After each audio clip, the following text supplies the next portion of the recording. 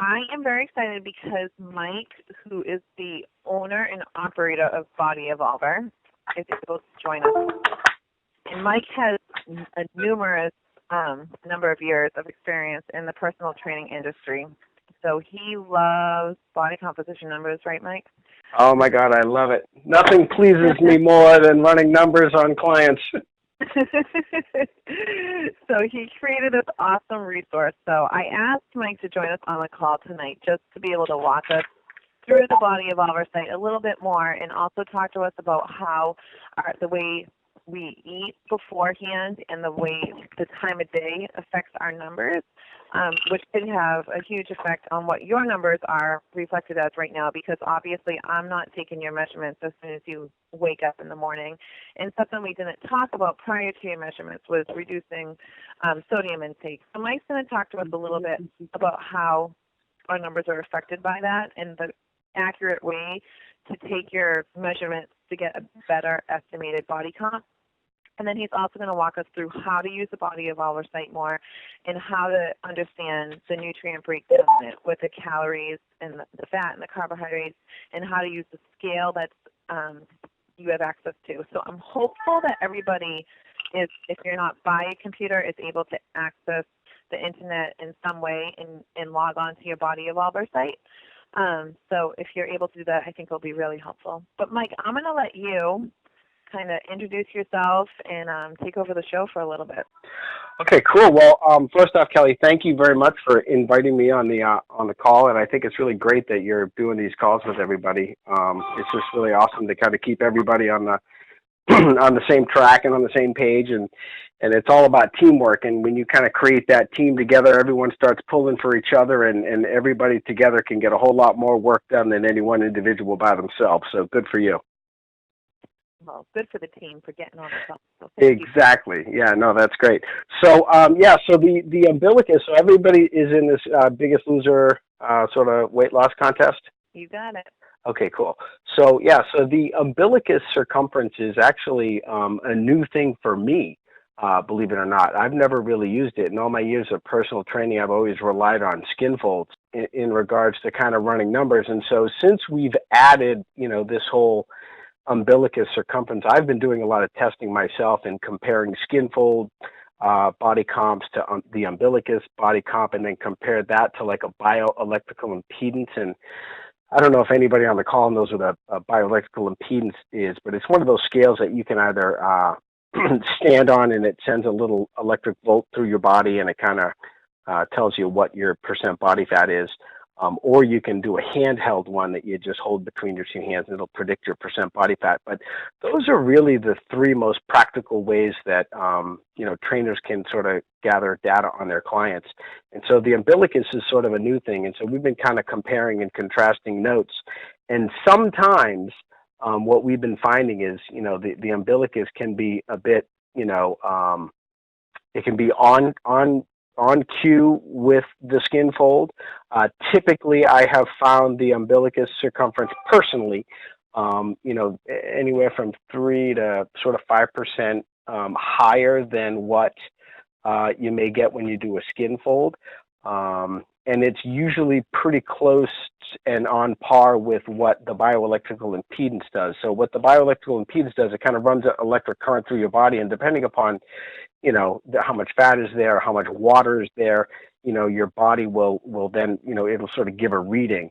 And so it tends to be pretty on line with what that, bioelectrical impedance is. But, what I've found through my sort of research is that, most of the time when people sign up for some kind of a thing and they've kind of been in a bad place with the way that they're working out or the way that they're eating, and they're ready to kind of get on track and get the job done and make something happen, they'll come in and sort of get their Umbilicus, measurement done. And what I'm finding is that oftentimes, due to, sort of general, gastrointestinal inflammation due to, allergies to wheat or gluten, or, some people may have, slight, Crohn's or colitis or elements. They may not be full-blown Crohn's or colitis, but their body may have some allergic reaction to some of the wheat and gluten and carbohydrates and processed foods and stuff that most people eat all of the time. And what happens is, I think that is part of the reason why that percent comes out a little bit high. And then what you'll find is, as you start to cut all that junk and all that carbohydrate and all of that processed stuff out of your diet, the inflammation goes down, and you end up, sort of losing circumference, so to speak, and then your percent fat sort of gets dialed in, and you kind of lean out a bit and whatnot. Another thing, and this actually blew my mind when I was doing my research, was that there's so much sodium in everybody's diet these days, and I think it's 1 milligram of sodium, when dissolved and spread throughout the body, will hold 1,000 milligrams of water. So we're talking, if you're holding 2 to 3 milligrams of salt and sodium in your sort of in your person, so to speak, that could be easily 3 or 4 pounds of additional water that your body's just kind of holding on to in the form of sort of inflammation sort of everywhere. So that is sort of what we found with the umbilicus thing. Now, regardless of whether, and the most important part, this is the most important part, so regardless of whether the number is right or wrong, what matters is that how much does it change?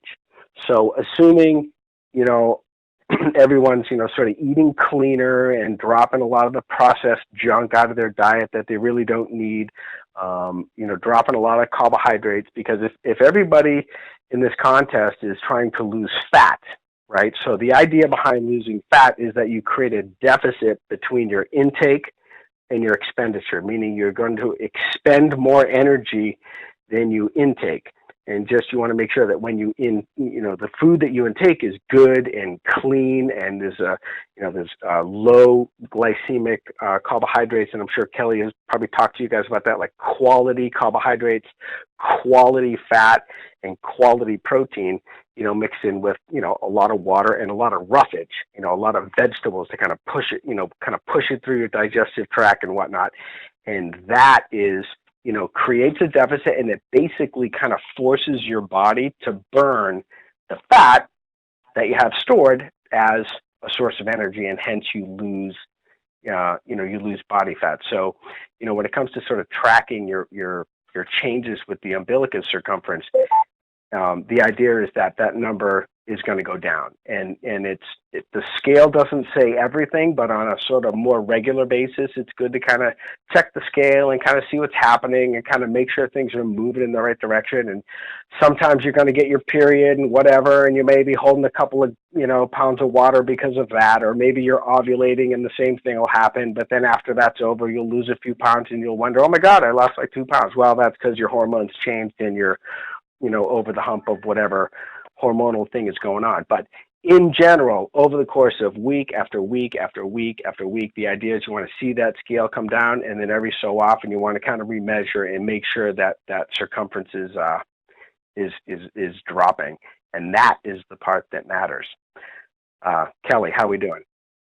I'm loving it, and I'm loving that you guys hearing everything you're saying about eating clean and eating more roughage, and I love it, everything. So this is awesome. I would love for you to be able to explain to them when they log on to their BodyEvolver site how they can utilize the graph that's there, breaking down the calories and carbs, and how the sliding scale works on that. Okay, so in the goal page, so if you log in and you get there, what you'll find is you'll log in, and typically you'll land on your client control panel, and that's where your sort of data lives, the date that you took a measurement, the different measurements that you took, and then the system will run and calculate how many pounds of lean mass you have and how many pounds of fat and what's the percent and what's your metabolic rate. Now, your metabolic rate is really predicted from your lean mass. So when I say lean mass, I basically mean your muscle. But lean mass is a lot more than just muscle. It's bone, it's organ, and it's connective tissue like tendons and ligaments. But what everybody has control over is how much lean mass they have. And if you're trying to drive metabolism and you're trying to increase your metabolism, or you think that, oh, you know, I'm getting older and my metabolism is slowing or something, the number one way to elevate your metabolism and get that thing back on track is to gain strength and is to condition your lean tissue. So not just getting stronger, but also, you know, being able to perform, you know, lighter weights, higher reps, you know, like conditioning and endurance. You know, there's slow twitch and fast twitch tissues. And without getting into the science of all that, you know, you want to both be strong and you want your muscles to be able to produce work. And when you do that and you know, mentally force yourself to sort of step up, squeeze those muscles, you know, then your metabolism will go up. And what that means is the higher your metabolism, basically, you know, the more calories you're going to burn when you're sleeping, you know, when you're just hanging out, when you're cooking, when you're working, when you're hanging with the kids, or whatever it is you do. You've got that lean mass that is like burning calories like a little nuclear power plant, and they're all over you.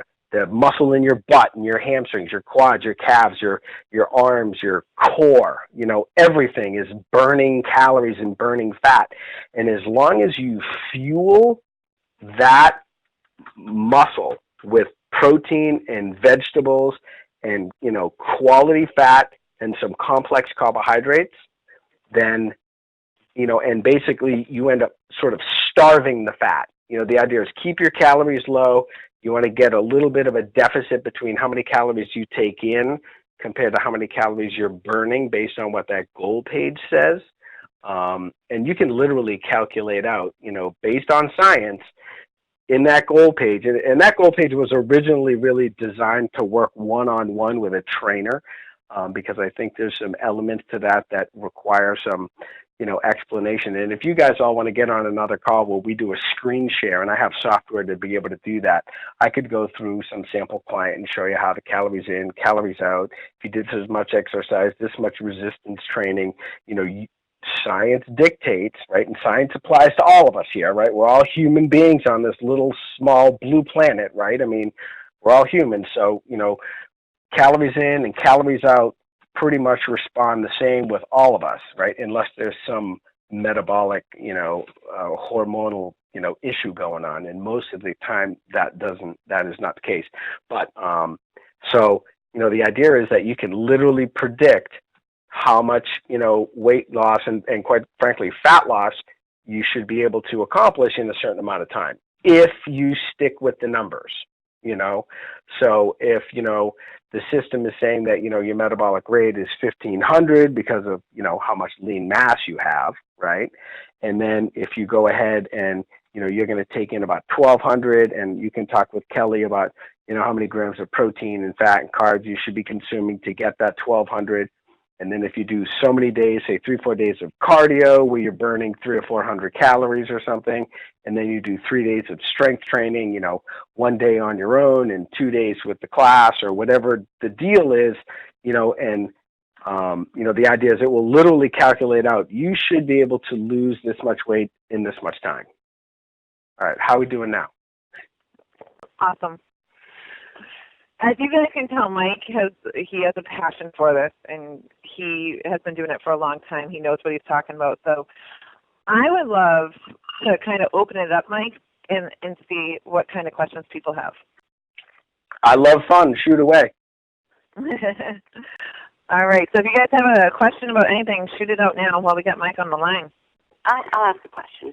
So in the BodyEvolver tool, and I've gone in and, you know, played around with the numbers in terms of the change in the goal in terms of fat and protein and exercise and whatnot. There's no way to actually save that. I've just done it and then did a screenshot and put it into a document. Yes. But every time I go in, it resets back to the original, right? So there's no yes. way in the tool that you so okay. Right. So again, like I had said earlier, that that was designed to be used with a sort of one-on-one with a trainer. So you may want to, you know, set aside some time, maybe dial into some of those numbers one-on-one with Kelly. And when she's logged in under her account, you can kind of work together on what you agree that is going to be reasonable for, how many calories you ought to be taking in and how much exercise and whatnot. And then, when she hits save, when she is logged in, the system will save it so that when you go in there, okay. yeah. So when you go in there as a sort of end user and you log in,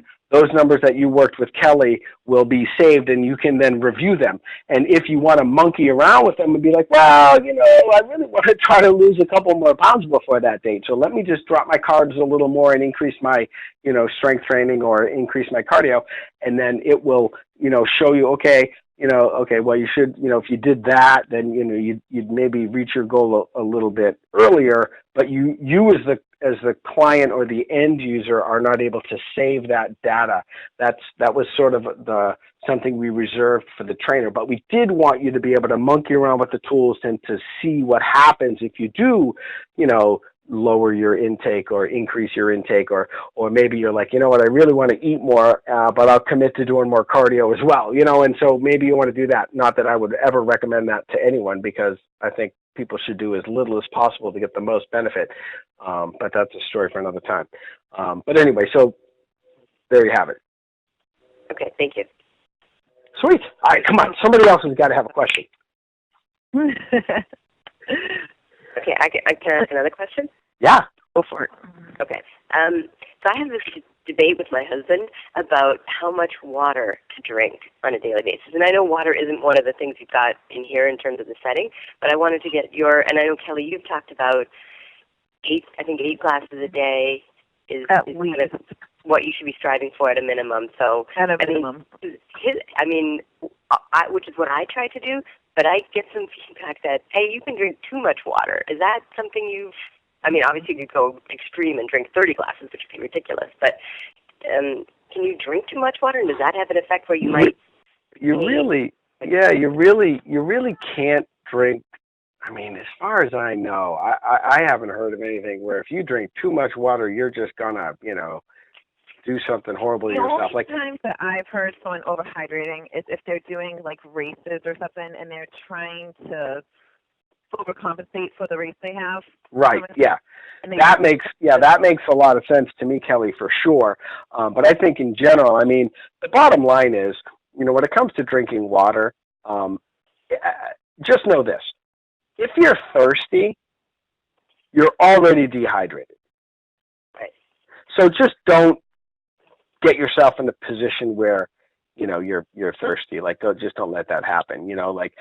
I'm a big fan of waking up every single morning, and as soon as I get up, sometimes before I even go pee, I'll just guzzle down 16, 20 ounces of water just to put some clean water in my system and just hydrate myself and just get them ready for my day, and then, from there, it's I'll typically try to, I think in general, it's smart to drink water in between meals, and drink a little water before you eat, kind of thing, and kind of prehydrate for that sort of event. Of course, it certainly doesn't hurt to drink water while you're eating, but it can affect. If you start eating and then you start drinking water at the same time, it can affect. It can dilute the acids in your stomach and your digestive juices and stuff like that. So you really want to keep yourself hydrated throughout the day. I think 8 glasses is a pretty standard operating procedure. I think the only recommendation I would make above and beyond that is how do you feel? If you feel like, the bottom line is the more water you drink, typically the better you feel. The more hydrated you are, the more those cells, metabolic processes they all take place inside cells. And as long as those cells are hydrated, then those metabolic processes are going to take place faster and more efficiently, and that's why you should be drinking clean water. You shouldn't be drinking Diet Coke as a source of fluid, even though Diet Coke, has water in it, but there's so many chemicals and processed junk that we really, even today, we don't know what that stuff does to our system. You really shouldn't be hydrating with, anything, particularly anything with sugar in it, like lemonade and iced tea and all this other stuff. really it should be primarily water, and if you want to, put a splash of something in it for a little flavor, like a splash of cranberry or a splash of lemonade or whatever, that's typically the way I kind of roll, and I recommend people to roll. But does that kind of make sense? Yes, thank you. Yeah. On the subject, I got to bring this up with you because this is one of my biggest pet peeves is Gatorade and Powerade. Ugh. Opinion. Yeah. Yeah, that's how I feel too. Yeah. You know what? Listen, I mean, okay, so Gatorade, right? Gatorade was created for the Florida Gators, right? It was a electrolyte / sugar drink that they, I think, made up in 1955 or 1960 or something like that. I mean, it was a good idea that, you probably lose electrolytes when you sweat, and if you're sweating, if you're sweating a lot, you probably smart to take in something that can replenish some of the electrolytes. But Gatorade and Powerade is mostly sugar, not so much the electrolytes, and people drink that stuff, like when they're just driving in their car and they didn't even do anything like for exercise, I mean, you should be hydrating and replenishing with just kind of clean water. And then, if you're really like ran, a 5K or a 10K or whatever, finding some very clean, and Kelly, you may know some very clean, electrolyte based, liquids that they could consume that would be smarter than sort of Gatorade and Powerade. Yeah, I actually found there's some new coconut waters out there that good electrolyte replenishment. Yep. So this is nothing that anybody on the team's brought up, but I just thought while we were talking about liquids, it would be a good time to bring it up. So thank you for sharing your info on that. The biggest offenders are the kids at the sports field. Yeah, true. But you guys just know, your electrolytes, you don't need to replenish those unless you've done a really hard workout.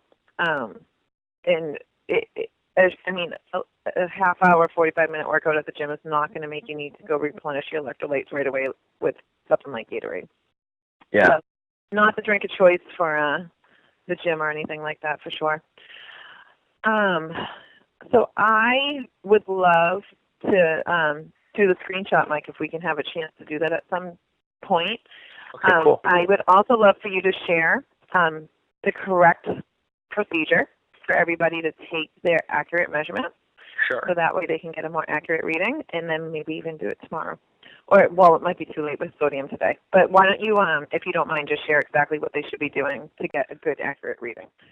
Okay, so the best way to get an accurate reading with the Umbilicus thing is, try not to do a lot of added, salt to your diet. It just tends to kind of throw things off.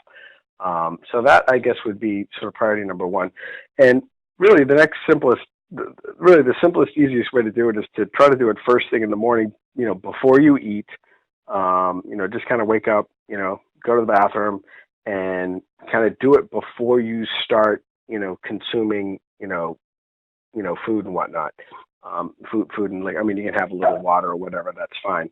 But anyway, so yeah, that's really kind of the best time to do it. Once you start eating food, and you start your day, the bottom line is when food is in your digestive tract, your heart has to pump blood to your digestive tract to digest that food, to give your digestive tract what it needs to do its job, and that's going to just affect, sort of affect the circumference. And then, of course, being up and active and moving around and whatnot, of course, will, also, increase blood flow and whatnot. So first thing, in the morning is probably the best time to do it.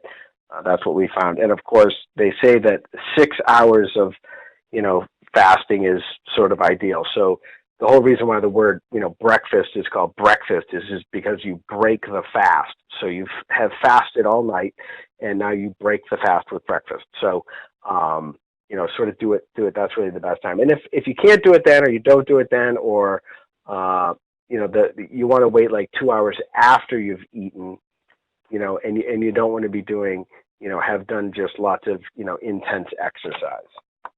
And the same rules apply with bioelectrical impedance. Same sort of sodium thing, food thing. Wake up first, do it first thing in the morning. It's really the best time to get the most accurate reading. So I would love for everybody to tomorrow be cautious of your sodium intake. What do you say, Mike? Should we give like a target number for them to stay under tomorrow to try and if they're keeping track on FitnessPal or something where they can see that? I'm gonna let you drive that. What do you think? I think it should be under 1,000 milligrams. What do you think? Is that still too high? Yeah, I mean, it seems it's I guess the best way to really look at that is compare it to how much sodium they typically have. If somebody is like typically having 5,000 milligrams of sodium and you're limiting them to 1,000, it's like, oh my God, what happened to the flavor of my food? Like there it goes with the sodium out the window. But the bottom line is the sodium's not really doing you. It's a small, if you're cutting out all the fat and the carbohydrates that you may have been consuming before, then I would say that a little bit of sodium in your diet for some flavors a much better option than eating the fat and the carbohydrates that were, putting weight on and not making you feel good, so to speak, So, I think just keep an eye on it and to be aware of it, as an entity that can affect the number. But I think. And I meant to say milligrams, by the way, but just note this, guys, that like the American Heart Association recommends no more than 1,500 milligrams of sodium a day. So know that you should be well under that. And maybe keep track of your sodium for a couple of days, like Mike said, so you can see where you're normally at, and then try and slash that number at least by a couple hundred. Maybe slash it in half for the people. Yeah, and I think that's smart. And how many weeks in is everybody in this contest? We are halfway. We are 4 weeks in. Oh, you're 4 weeks in. Wow, that's awesome. Yeah, I'm a huge fan of just being conscious of what it is you are doing, and so by kind of writing things down and tracking them, even just for these few weeks that you're doing this, is really becomes a mind-opening experience into the reality of the choices that you make day to day. And if you can learn something in the process by tracking your food and kind of understanding, my sodium is really high and I'm really, getting in too many carbs and I'm not getting in enough protein, like those are pretty insightful things that help you kind of change the way you think about stuff. And if you can change the way you think about stuff, and start making, sort of smarter choices based on that experience, then, that's when that you're kind of on your way to being in control of your health and your wellness, and you kind of got a clue and you're conscious of what it is that you're doing, and why you're doing it, and you're doing it because this is what you want, and this is, gonna, get you to the place where you want to be, which inadvertently is gonna, bring you happiness and joy. And that's kind of why we're all kind of doing this, right? And good health. It's all, at the end of the day, as much as this is weight loss, at the end of the day, it's all about your health. Yeah. If you have your health, you have everything. Yeah, exactly. Remember, all these numbers, the carbohydrates, the protein, the salt, all of that affects your health. So that's why it's important most and above all for you to keep an eye on these for a little, even if it's just a couple days, just so you have somewhat of an idea of where your stuff is coming from, and that's how you can make the changes. And that's just going to make everything inside you stronger. It will affect your inflammation within your body, affecting any type of disease, Crohn's disease, cancer, all of those diseases are affected by the inflammation within your body. And the inflammation within your body is affected by the food you eat. Yeah. So just remember that, of course, I want you guys to be happy in your own skin and feel great with the way you look. But to me, I want you all to be healthy. Yeah. So I want you guys to be healthy. Totally. And, paying attention in a point, in a little, in a fun contest like this where you're kind of watching your consumption and you're really, kind of putting your best foot forward and you're trying to be the best version of you. The bottom line is when you know what you've got to do, right? By looking at the goal page and kind of seeing what the goal page says and kind of following it, because we know that that's science. It literally gives you more control, and now, if you know that this is what you got to do and then you do it, you feel great about it, but most of the time, most people are walking around completely unconscious of what it is they're consuming, what the ramifications are, what does it really mean. They're just kind of, they don't know, and they're out of control, and that leads them to a place that's, not healthy and not good, and, for a number of different reasons.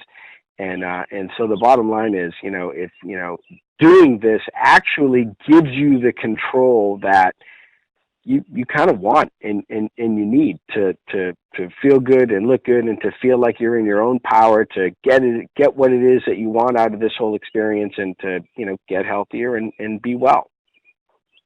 Awesome. So guys, does anybody have any other questions? So Kelly, was you wanting us to remeasure?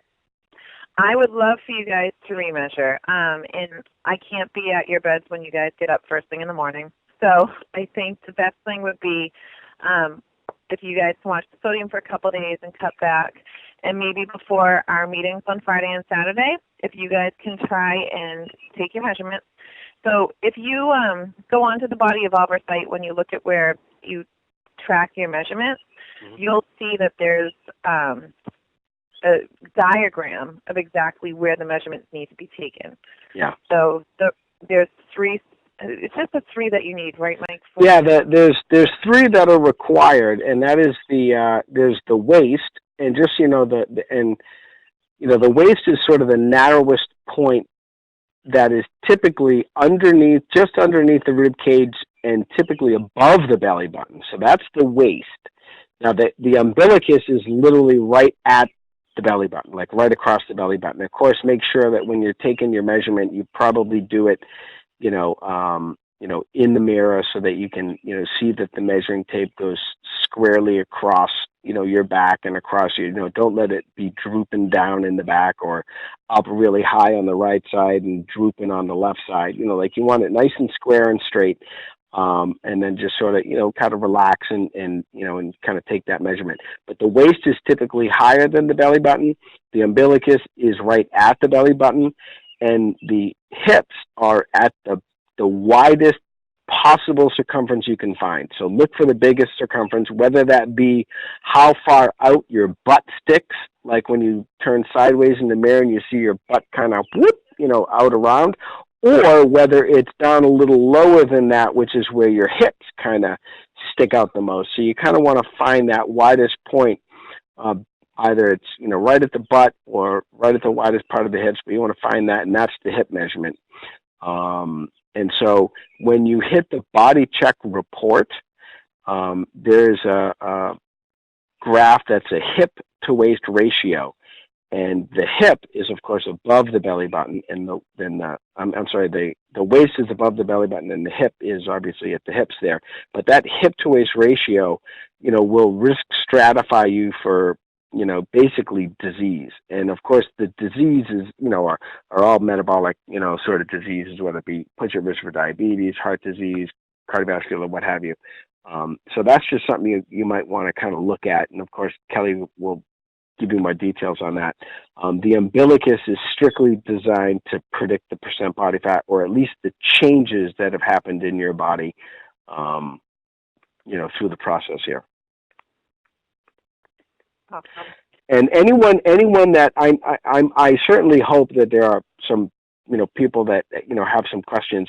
And what I think would be awesome is if you have questions, write them down, like literally right now, write them down while you're thinking about them, and send them off to Kelly, and then hopefully we'll have a list of, I don't know how many, whatever, 10, 20, who knows what, and we can cover them in another call when we're going through a screen share of the goal section.